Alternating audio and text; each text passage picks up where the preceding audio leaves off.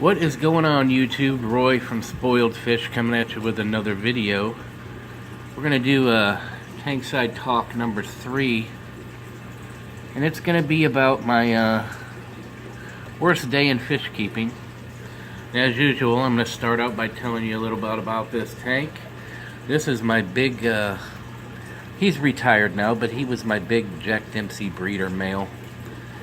He's about 10 inches. And as you can see, his dorsal fins have been chewed and nicked away by the thousands of babies that he's had over the years.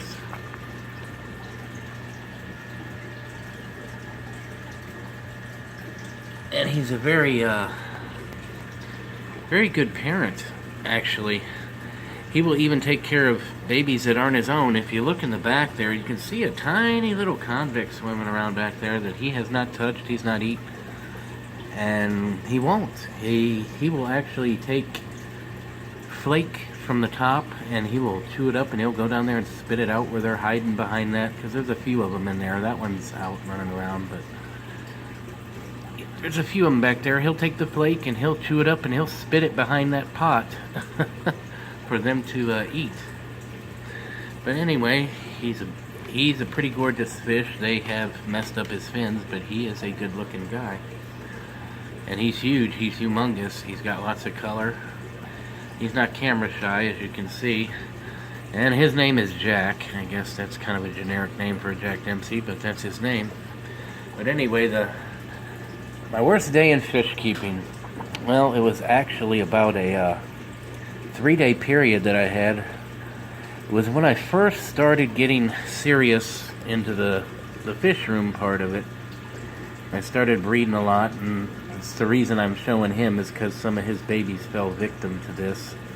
About 150 of them, maybe, I lost, of Jack Dempsey babies, along with about 125 red jewels that I was growing out, and a tank of convicts, just like the one that I have on Tankside Talk number 1, I believe it is.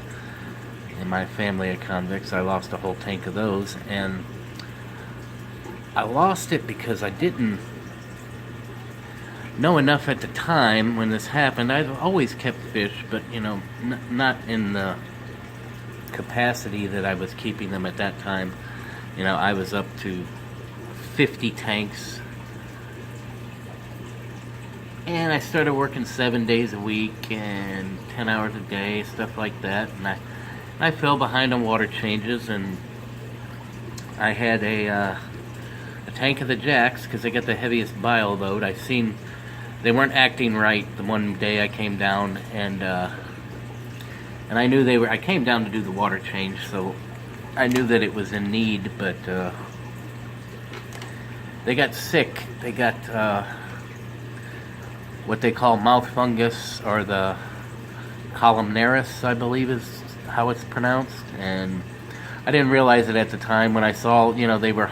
A bunch of them were huddled in the corner, and I said, okay, I was thinking, because I needed a water change, that, the ammonia or nitrates or something like that was messing with them. And once I did a water change, hey, they would be fine. But that didn't turn out to be the case. And so I did the water change, and I said, well, I'm down here and I'm working, I might as well do the change on these other tanks as well. So that's how it spread to the other 2 tanks. And they call it saddleback disease, they call it mouth fungus, whatever. And by the time I looked up, it's a very quick killer. By the time I figured out, what was going on, I went to get some fungus medicine. But for you guys out there that know, it's not actually a fungus, it's a bacteria. They call it mouth fungus for whatever reason. So I got a fungal medication and brought it back and tried to work with that, and it didn't. I couldn't figure out in time that it was bacterial, and I lost all of the Jack Dempseys, all of the red jewels, and all of the convicts out of a tank. Probably about 300 to 350, maybe 400 fish altogether. They were so desperate that they were attempting to jump out of the tanks. I came down and there was fish on the floor. It was just, I felt so horrible. and I didn't react quick enough, and you know how that is, you feel responsible, and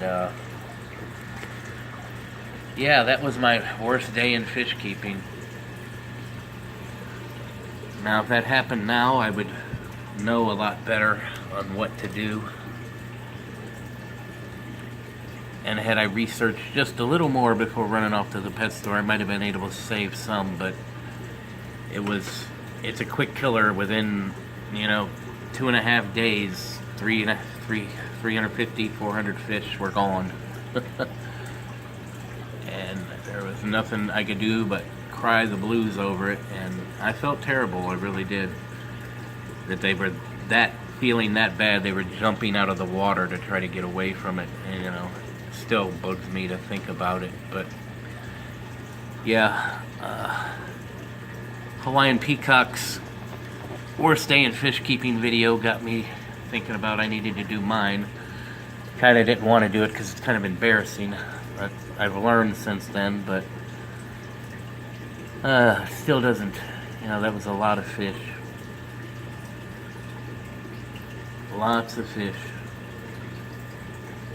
And they were small fish too, 1 inch, ½ inch to 1 inch, depending on, what it was and how old it was. But yeah, you're moving around a lot, Jack.